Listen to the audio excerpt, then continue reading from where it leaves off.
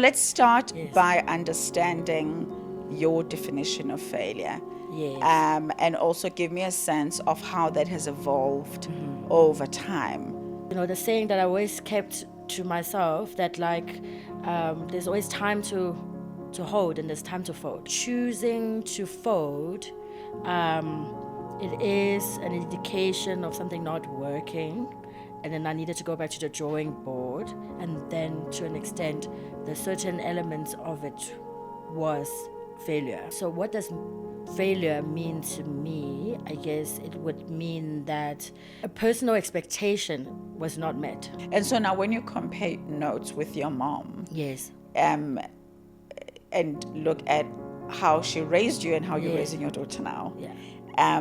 what is the difference in terms of how you define failure with your child? Yes. When she makes mistakes, when she doesn't Yes. get what expectations she's set for herself or standards she has set for herself, what is that difference Yes. in how you support her? They sometimes can inherit your personality, like your ways, Yeah. without, maybe it's from observing you, but I'm like, when did you see me cry about my failure for you to actually? So you know what I mean? So I noticed a little bit of moments of like being hard on herself, and then things have to be perfect, because then that is actually, that perfectionism can actually contribute to you seeing something being a failure, right? As well. Understand the separation between, the difference between my expectations, or was it like an expectation that has once transferred to me? You know what I mean? Yeah. Because then it's fine. I can deal with like, okay, something didn't meet my expectations, but then was it somebody else's voice? Like, this is what I have started to recently, come to become aware of. Yeah. And then there's others where you think, okay, maybe that was a good lesson, silver lining kind of thing. And then it was, that was a moment to grow, and that was a moment to maybe pick up, something to learn, to advance your knowledge, like go study something, a course, maybe then come back to it. She's perfected dim sum to pioneering wellness with her online pantry. Our next guest is Zhao, and she is the true culinary innovator. Get ready to dive into her journey and discover how she's transformed challenges into delicious ventures in the South African food scene. Zhao, let's talk about failure. Welcome to the podcast. Thank you so much. So tell me, what made you say yes to talking about such a challenging topic, your failures? Yeah, I think I was hesitant because I always thought that maybe it is an ongoing thing in your mind as you grow. But I do feel like that this is a good time to, every now and then it's a good time to stop and reflect, and then think about it, and then also kind of think, reflect on what had happened, and maybe, it's a good way for me to actually, come to terms with certain things as I speak about it. Sometimes when you speak up, when you start hearing yourself speak, you will start becoming aware of couple, the things that that actually challenge you, but you moved so fast along the journey of life that you might not have picked up, until you do end up expressing. So that's why I'm here. I'm so glad you said yes. So let's start by understanding your definition of failure. Yes. And also give me a sense of how that has evolved over time. Yeah. So, at first when I was thinking about this topic, I was thinking to myself that, did I really fail, And then, because, so I have opened and closed restaurants, and they both were moments, the closings of them, they were both moments of choice as well. And then, so there was, the saying that I always kept to myself, that there's always time to hold and there's time to fold, right?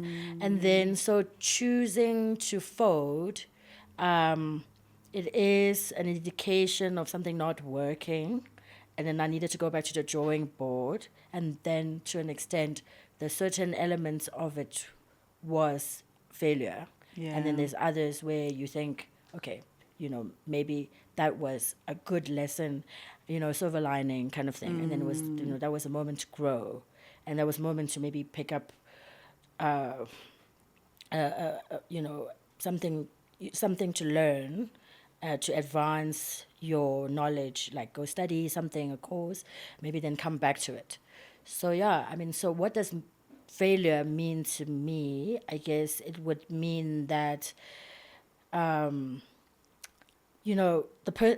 personal expectation was not met. Yeah. Yeah, Yeah. yeah. And then I And think, growing up with that, is that how your parents would have raised you? If you think about yeah, the stages of your life yeah, where what your parents had an ambition, what yes, ambition they had about you, and yes, what ambitions you had for yourself to yes. now as an adult. Yeah, so exactly. So I think growing up in China, in the, I was born in the 80s in China, and then China was going through phenomenal, very fast changes. And, I mean, I still distinctly remembered how it looked around me. And then a few years later, it didn't look like that anymore. And so China was going through the economic reform, I think, in the late 80s, early 90s. And then the market opened up, and then people who once were assigned professions. There was a time when people were assigned professions. And then suddenly, so my parents were doctors, but they were assigned. It wasn't their personal And choice to be in the yeah, medical yeah, field. exactly. So the doctors were civil servants. So it's not the doctors that, after I left China, I was like, wow, doctors here are a different idea. So anyway, there was a need to manifest a more prosperous material life. Then they left the profession and they they went into business, and then my mother even restudied, went back to school and did her accounting degree, and she became a CA, and she worked for corporates, and and so on. And then yeah, particularly I spent a lot of time, I guess, like my early life, my mother raised me more. And so, yeah, your typical tiger mom. I read the book. You read it. Yeah. It's kind of, like, in hindsight, like, there were moments where I'm like, okay, like, now that I'm raising my 6-year-old, I found values in it, but at that time it was just unbearable, like, to an extent. And then, so, yeah, there was a lot of that, like, for example, the belief that if you really worked at something with discipline, there's no way that you won't make it.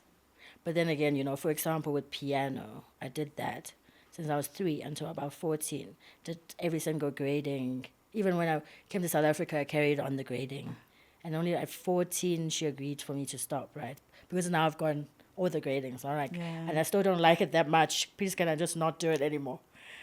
And when, you know what I mean? And so she agreed. And then so just even with that is that, like, look, there was a hardware of that, like everything you learn, there's the classical part where you can learn, the hardware. For example, how to read your sheet music, how to understand rhythm, and then it is like mathematics, to an extent. So there is no, like, to an extent, there's not much room when it comes to rhythm. It is mathematics. 1 + 1 is 2. So there are things where you can kind of, you know what I mean, be staunch with your learning to, like, just drum it into your mind. Yeah. And then you will get the rhythm right. You read and then, zero mistake on, zero mistake on playing a wrong note. You know what I mean? That kind of, and then, but there's also a part where it's like, okay, do you have an ear for music? Like, and, do you have that talent? Because some people really like, and if you go to, and I've been to jazz festivals later on, and then now I appreciate her a little bit more, and I'm like, oh, I do have an ear because of that. Maybe the ear came later once I left it. But then you watch some people playing on stage, and you're like, this person was born to do this. Some people do have that gift. Yeah. And then, then there's that thing of like, okay, I put in my hours, but then that's just how far I could go. And then there's there are people that are just they might not even have to put in those hours, and they can Yeah. So I mean there are artists, that musicians that we know that don't read sheet music, and they can just Play they could from be the blind house. and they can just Yeah. play, right? Yeah. And as you So- got older, how has your definition of failure evolved? Yeah, so then moving to South Africa, uh, coming across the different types of education, it's very different to China, had naturally changed the way I saw it, because it was kind of in comparison to China, it was a lot more free, and then there was a lot more. I was in my early teens, so there was a lot more play. Then I guess you're more relaxed when you're Yeah. learning. Yeah. Then you became. That's when I discovered that I was actually creative. And then then there was that moment when you realize there's actually more solutions to problems. Like I can come up with something, even if this something doesn't work, and then it evoked a sense of like if I like it evoked a sense of like getting in touch with my feelings. Like, do I really want this? If I want this, I'm sure that I can figure it out, kind of thing. Yeah. And then before that, there was not much room in my mind. Maybe it was, yeah, it also has to do with age. As you grow, you become this person that you're like, okay, this is what I want. Yeah. You know what I Yeah. mean? Yeah. And so now when you compare notes with your mom, Yes. and look at how she raised you and how you're Yeah. raising your daughter now, Yeah. what is the difference in terms of how you define failure with your child Yes. when she makes mistakes, when she doesn't Yes. get what expectations she's set for herself or standards she Yes. has set for herself? What is that difference Yes. in how you support her? Yeah. So I mean, I wonder. It's quite interesting because children are. Sometimes I never really, I thought maybe, children's personalities are shaped by environment, but there is an element where they, like, I don't know if you find it with your children, but they sometimes can inherit your personality, like your ways, Yeah. without, maybe it's from observing you, but I'm like, when did you see me cry about my failure for you to actually, so you know what I mean? So I noticed a little bit of moments of like being hard on herself. And then things have to be perfect, because then that is actually the perfectionism can actually contribute to you seeing something being a failure, right, as well. Like your expectations. Then as long as I feel like maybe what I've learned is that maybe only if I could just separate the expectations, understand the separation between the difference between my expectations, or was it like an expectation that has once transferred to me. Ah, You know what I mean? yeah, Because then it's fine. I can deal with like, beautiful. okay, something didn't meet my expectations. But then was it somebody else's voice? Like, this is what I have started to recently, come to become aware of. So, yeah, to do hard things, like you can do hard things. This is something that I tell her. Because then sometimes because of it might not meet her expectations or my expectations, then she would just rather not do it. And then, there was this like book or whatever article that I read, which is made me laugh, and then I thought I would try. It was said that you can compliment your kids to have it, like. Yeah, Really? wow, you're Yeah, amazing. your You're encouragement. yes. Yeah. And then so I try, and then what I found there's a problem in execution is that then now she really doesn't want to fail, right? And then it's like, so then we will play a game, and then I would deliberately lose. You know how they're children. And then now I'm like, this girl, she hasn't really, lost. And then, so then every now and then I've just now, deliberately win. So you Yes. can teach her Then so that what she it feels like can- to not succeed. Yes. Yeah. So I feel like that's what I'm suddenly realize that I need to do with her, but more. Yeah. Yeah. And why do you think that is important for her upbringing to have these experiences that are varied? Yeah, I think that because I feel like failure is it will happen. It is and like it's not. I mean, as it's failure it's disappointment and those things is normal, actually. Yeah. Success is probably coincidental. There's some luck, there's some hard work, there's smartness, whatever. But you know what I mean? But Yeah, I failure get you, yeah. actually is something that will happen. Yeah, it's guaranteed. It's guaranteed, Yeah.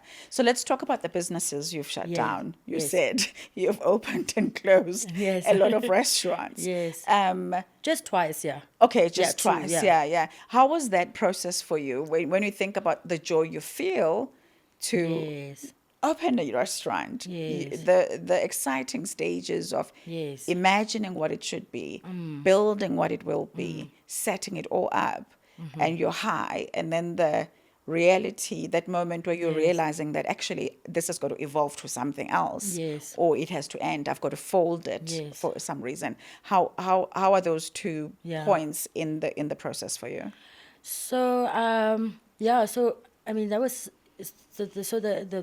the process of having this, the just for example, the first one we had in Cape Town, is that there were moments where I realized that we did really well. I mean, that was the beginning of social media. Like it was 12 years ago. And then the day we opened, we trended on Twitter, Really? And then it was the idea that what people really enjoyed was that this is somebody who came out with blind courage, with no classical training or business a degree. And just purely based on an authentic storytelling, we gained a lot of traction, and then we had a lot of people around, and that was such a high, right? Like that was such a peak like moment and highly enjoyable, and then later on as you grow, so that was successful. That was a successful element to the business that we managed to bring people, and then there were not so successful moments. Would be, suddenly we realize, oh, these numbers, you know what I mean? It wasn't so romantic. Like I just thought I was just gonna drink my tea, read about a book in my cafe, kind of, and then it was just like, and then before you know it, a month goes by so quickly, and then you receive your rental statement, and then then you're kind of like, okay, quick fix, I need an accountant. Okay, cool. And then they ask me these hard questions. I mean, I used to tell my friends that, the day before I meet him, because I have to gather all my stuff and give it to him, and I'll run up Table Mountain and down. I had to switch it out before I meet him, because just That makes is how much of an anxiety you felt about it. It gave me a lot of anxiety. I didn't feel too confident around that area. And then, so in a way, there was moments where I developed avoidance, to learn, because you just like, it works so well. There's all these likes and those just retweets and there's people. But then there's moments where, like, at hindsight, now I look back, is that, all you do is get it together in terms of your inventory, and then develop, like, a stock control, model. And then so that, like, then, during the time we could have gathered a lot of data over when it's not busy, when it's busy. We predict the ingredients, we predict the supplies, like, so that we don't cause wastage, and you know what I mean. We don't order too much and then affecting cash flow and stuff like that. So that only later on I realized, like, all it took was for me to just sit down and solve it bit by bit. Yeah. But I think I kind of just went, no, like I was just, you know what I mean, but then at the same time, all I knew was, like, in and out, like, that was how I counted. I took a little book and just be like, this is how much went out today, that's how much it went in. But it got a lot more complicated, because then people would use a credit card and only clear a certain day. So it's like, on your turnover, it would say this number, but that number doesn't necessarily come to you. And it's not in your bank account. It's not in your bank account right away. And then there's those moments, and then you realize how important free cash flow is, blah, blah, blah. And then so there was those moments when I was kind of like, okay, can I do this? So there was self-doubt. I don't think I can do this. And then I start buying into people's, there's a very common narrative about creatives not being able to run businesses. You know what I mean? It's like, oh, she's just creative. She's like, she doesn't know business, right? So then maybe I'm not. Maybe I'm just a creative that doesn't know how to do it. Yeah. I push on, and then so there was that moment of not being honest with myself.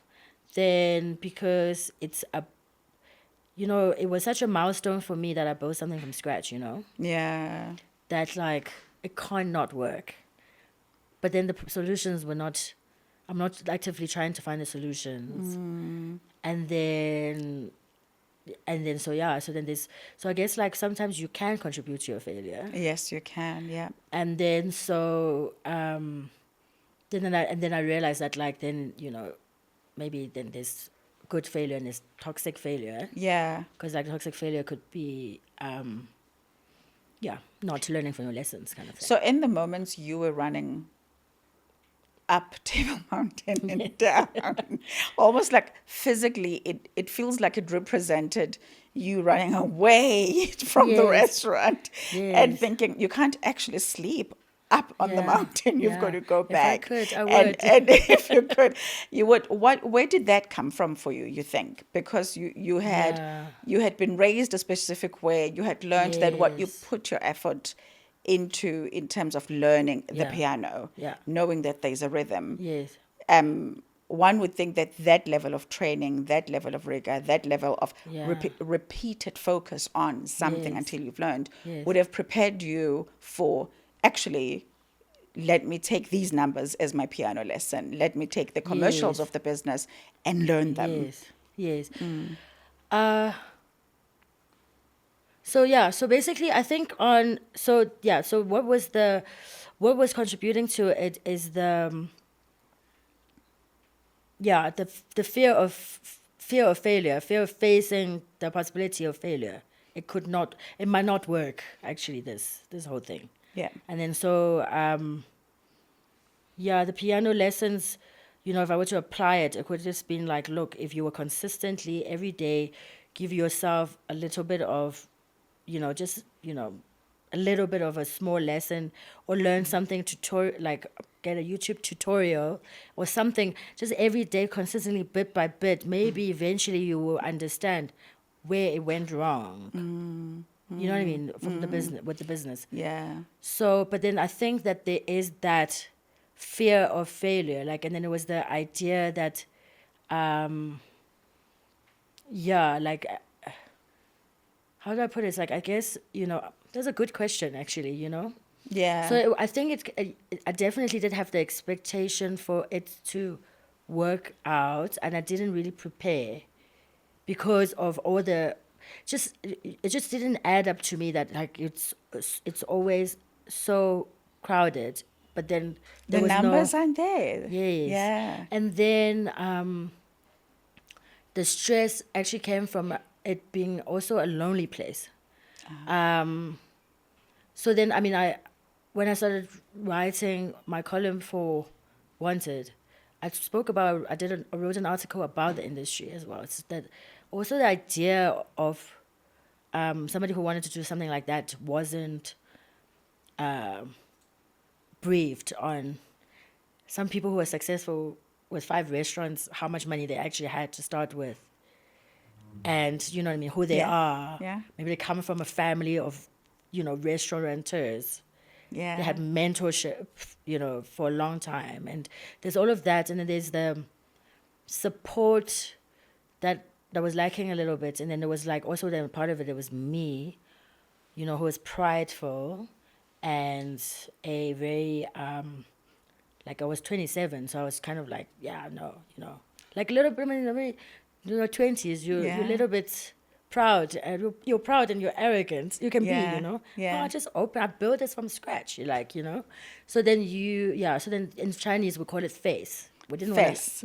You don't want to lose face. Oh, losing face. Yeah. Losing face is one of the, I think, that is quite that the rock that could just trip you, as you go. And then so I think like there was definitely that I was keeping faith. So then there's external and there's internal that contributed to me not speaking up.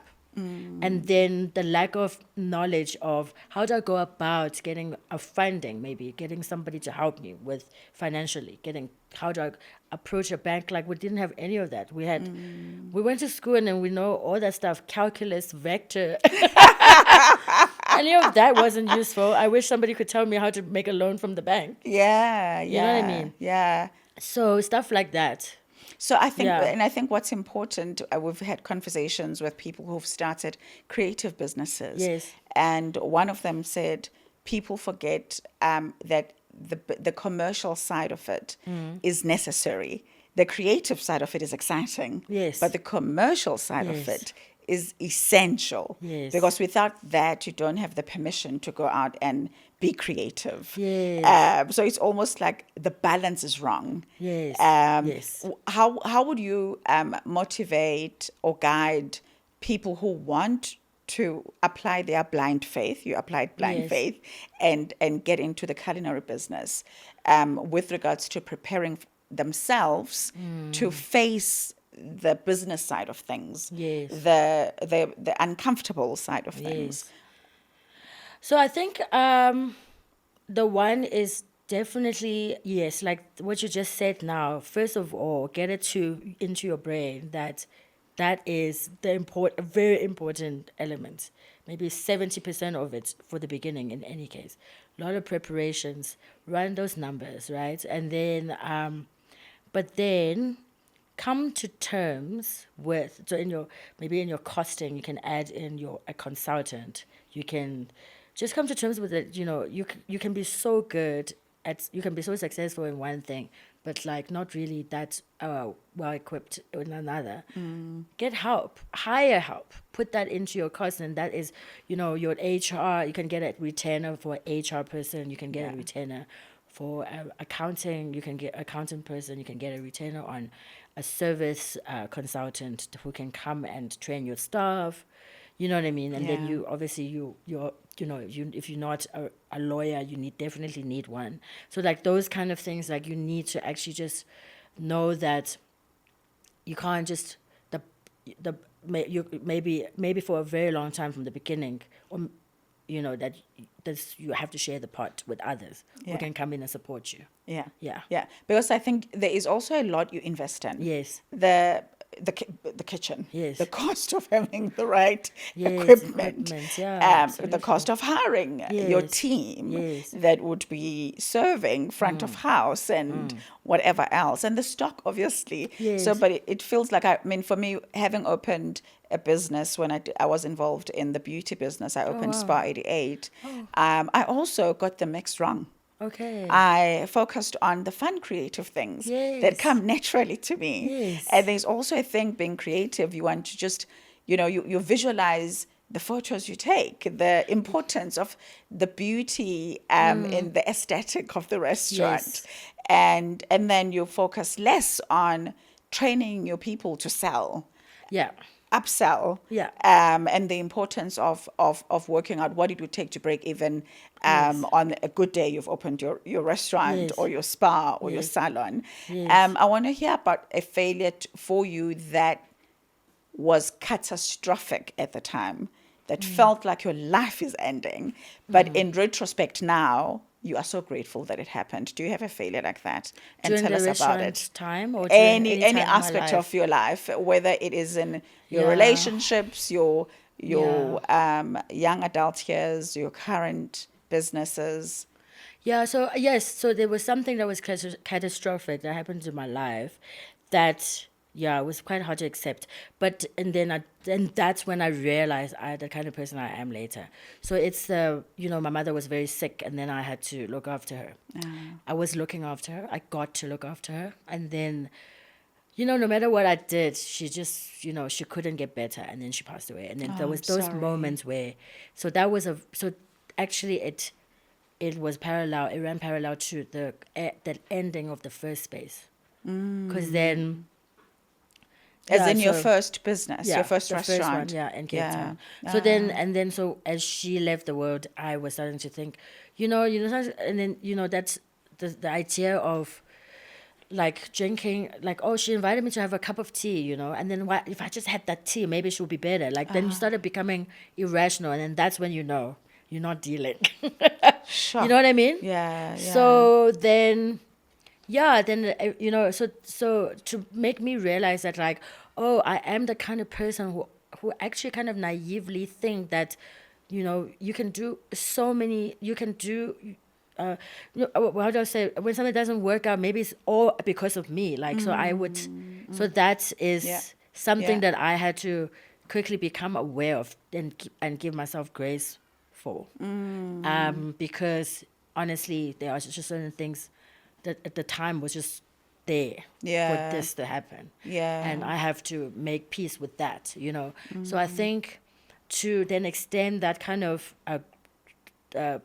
the growth into that kind of the new mindset, I have now learned to also, you know, in my business, in my raising my daughter, you know, give myself grace. Like they're just that's just how it is. She also had, for example, with my daughter, that she also has her own life, even though she's only 6. She's got there's certain things that I just can't. I can walk along her, but I can't change. Yeah. You know what I mean? And this, Yeah. you know, in the business, for example, something that often frustrates me.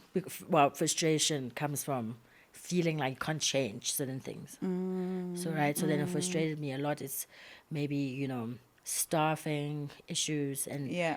can't keep somebody who you trained and who is really good, but they just decided they have to leave and stuff like that. And then you kind of like, what have I not done? Like I even, you Yeah. know, Yeah. like I've done a lot, but you still have to go Yeah. and stuff like that. And you're just going to be like, okay, you have to, like in that moment now, as I grew more, as I mature, I learned to kind of see it as like, okay, just breathe through this moment that you can't change. Yeah. And then because something else is probably preparing for something else to come in. Yeah. There's meant to be eternal. Yeah. Something's happening that is supposed to happen, kind of Yeah. thing. Yeah. At the time when your business in Cape Town was winding down and mom's health wasn't great. Yes. How were you like addressing that mentally? Yeah. Because like you were saying, it gets very lonely. Yes. And some of the things are out of your control. Yeah. So what were you feeling as young, when you go to bed, when you are driving on your own, when you are doing your walks up Table Mountain? Yes. How are you reconciling that there are all of these things going on that to an extent out of your control? Yeah. Yeah, I mean, I guess there was like a proper valley in my life. There wasn't a peak. And then, so, yeah, I mean, dark times. I mean, foggy and misty. And I even had a dream that I walked in the fog, like, because Cape Town can get like that. And then my mother came to my dream, and then she took me for an ice cream. It was very sweet, and I mean, I believe it was like, you know what I mean. It was such a beautiful dream that day, and then so it was kind of, I woke up and I was like, okay, let me go get an ice cream. And it was 10 o'clock in the morning. You know what I mean? Like you can find. So then that was a moment, I guess. Also to that, like, you know, you can also then start thinking of success and failure. Like there's big success, there's little wins as well that you can have little, maybe then in these moments in time, have little wins. Like, oh my God, I finished a book. I haven't finished the whole book for last 3 months. And, you know, Yeah. I had an ice cream today because I want to. Like, Oh, and I that's a love little that. win, you know? I So then love maybe that. so that was a moment of how I was reconciling. But then, you know, going to bed often felt like I looked forward to it and then don't look forward to waking up. Like Oh, sometimes. really? Yeah, so there was just like not in a depressive No, mode. but yeah, But yeah. I think it's just like, oh, there's just more to deal with tomorrow. And it was always nice. Like so yeah, I what I realized is like there's something that, you know, in my personal growth that I had to address, which is, you know, somewhat of an avoidant thing that I could get into, and then I would not end up learning. I would just be, you know, kind of, but then at the same time it could just be my process, because I found now I'm getting used to my own ways, becoming self-aware, is that okay, you know, I know you go avoid it for 2 days, you'll come back, Because there will be a moment when you're like, you know what? I'm going to sort this out today. I'm tired of feeling like this. Yeah. So there's also like, that's kind of like my pattern. I'm tired of this. Yeah. I'm tired of feeling like this. Let me sort it Yeah. out. Yeah. And I mean, avoidance is an interesting Yeah. behavior Yes. because you can avoid it, but it never goes away. It doesn't. And then, exactly. And And it then- just creates more. Yeah. What do you think we get from avoidance? Yeah, so I mean, it's fine to, give yourself a break and avoid it and shut out the noises and stuff, but become full, like, but yeah, I mean, that's children. I don't want to hear this. No, like, give.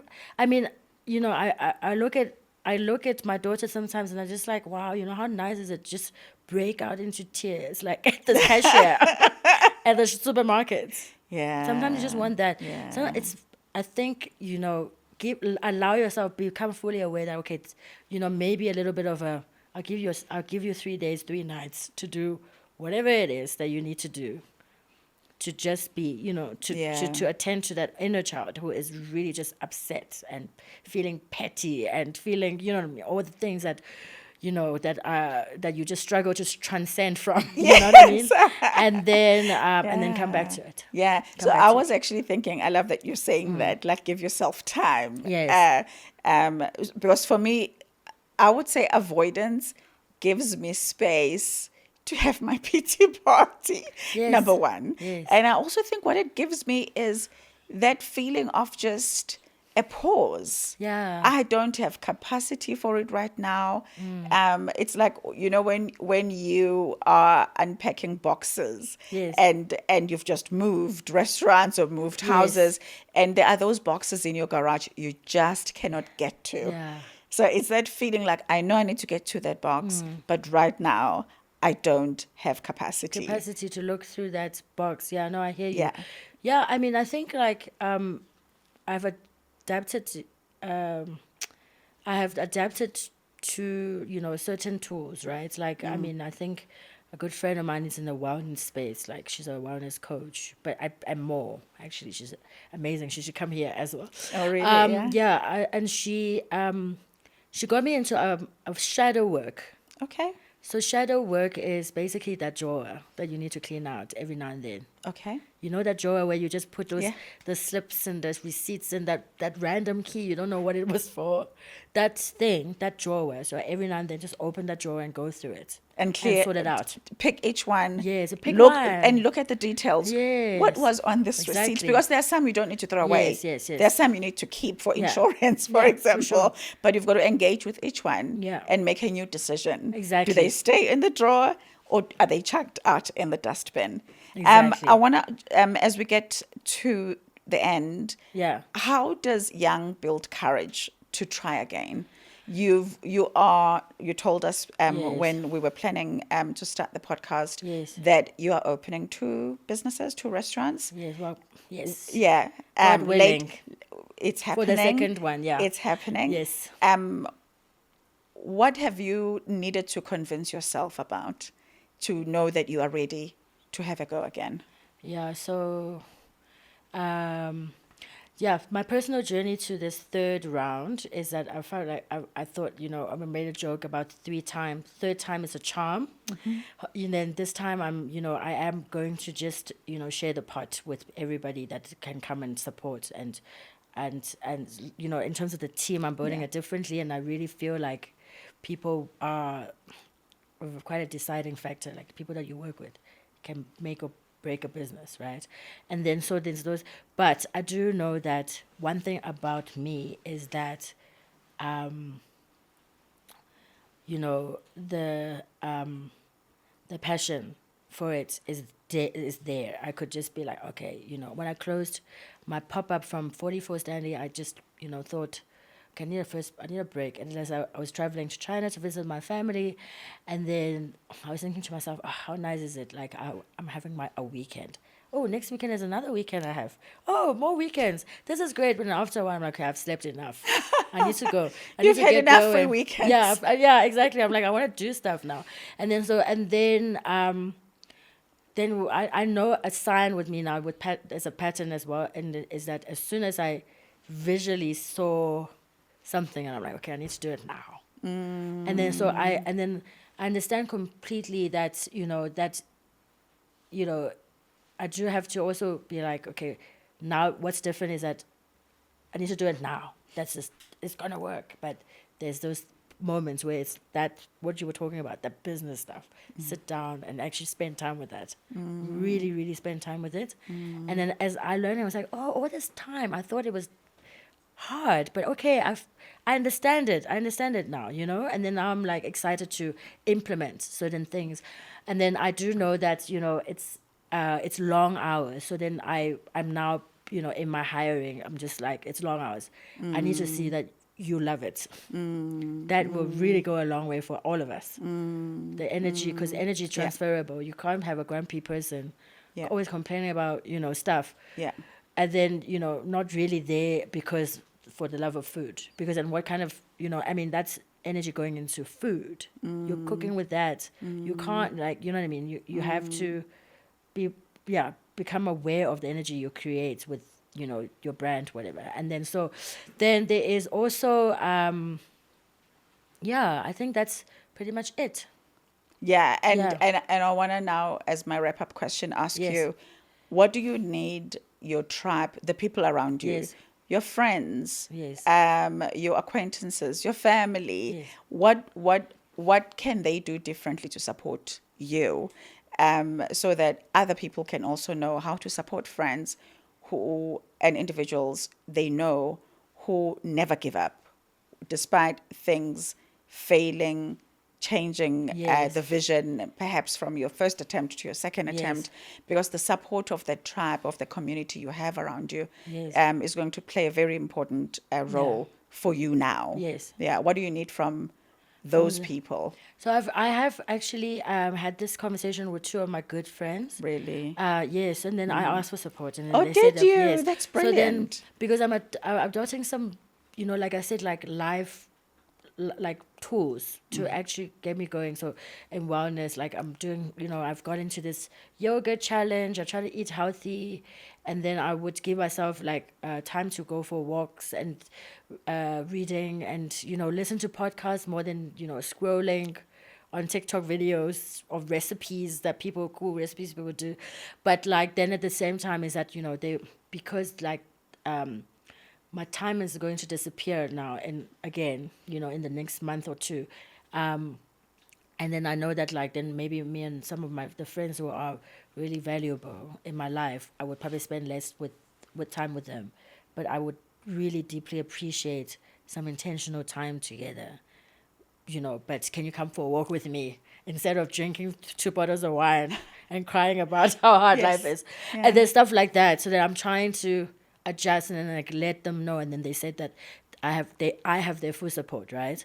So then that was really nice. And then obviously I think even with my daughter, it's like, oh, you're gonna, so obviously then less time spent with her. So then like, you're gonna come to work with me, maybe we can come up with make a little corner when you have to be there. Then you will have your little space, and then or do you want to work? Like, do you want? I mean, no child labor, but she did enjoy in our last round to serving people and talking to them, and it was so great for her to interact socially at such a young age like that, to so many strangers and just talking to them.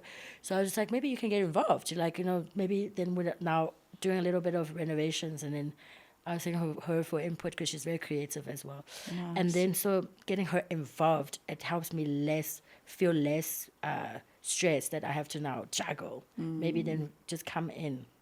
Yeah. I'll invite you into the space. Yeah. Then, working mom narrative that can balance. Get a little bit more. Yeah. And is there a question you would want your friends to ask you all the time or to never ask you as you start? Because how can I support you? Is that your question? No, I mean... yes. And or it could be a question. So like there are questions I hate being asked. When you're taking a big risk, and somebody's like, are you sure you are ready to do this? Or did you know so-and-so's thing failed and you are going into it? I'm like, don't tell me. Don't create doubt in my head. Yes, I or hear you. or rather ask me that, or don't ask me this. No, I Do get have- you. I know. I Yeah. think with similar in that it's that, yeah. I think my friends also see me in the pits, you know, and then they're like, "Are you sure? What are you doing here?" Like, so there'll be one that's like, "You're a sucker for pain," and then the other one would be like, "You're a sucker for life," and I'm like, "Okay, I'm gonna stick to the other one that said sucker for life. You go to the back seat." Yeah, yeah. But then I thought, I mean, yeah, it is not. I feel like it is a bit triggering to hear that, especially in your preparations to launch again, right? Yeah. Yeah. Like it's something that you know what I mean. I mean, we could have done it before, but now I'm about to get on stage. Like, it's too late, You know what dude. I mean? Just It's too like, late. yeah, It's you too know what I late. mean? The Like decision I is feel made. like, Yeah. I mean, it's like, it's out of a place of concern, or it's just like, you know. Yeah. So I think, yeah, I mean, we do have to manage the relationships, you know, that maybe I feel like, yeah, I mean, I guess should actually, you know, at key moments, maybe just choose the people that are around you to be, you know, choose your tribe that is more holding rather than questioning. The critiques, they have their place. They will come in. You know that when there's a moment, you'll find them. You Yeah. deliberately go to them rather. Yeah. Do you know what I mean? Yeah, got you. Yeah, so I Got think you. there's a time for different types of people in your life as well. Absolutely. Absolutely. Wow, that was beautiful. There's Thank a you so time much. for different people in your life. That is Cheers to Failure with Yang Zhao. Thank you. Pleasure. Beautiful. Thank you. Thanks for having me. If you've enjoyed this podcast, please won't you do me a favor? Click the subscribe button as well as the notifications button so you know when we've got new content on our YouTube channel. And share it with your friends, whoever you believe needs to know that failure doesn't mark the end, but is filled with beautiful, glorious lessons we all need to have. Thank you.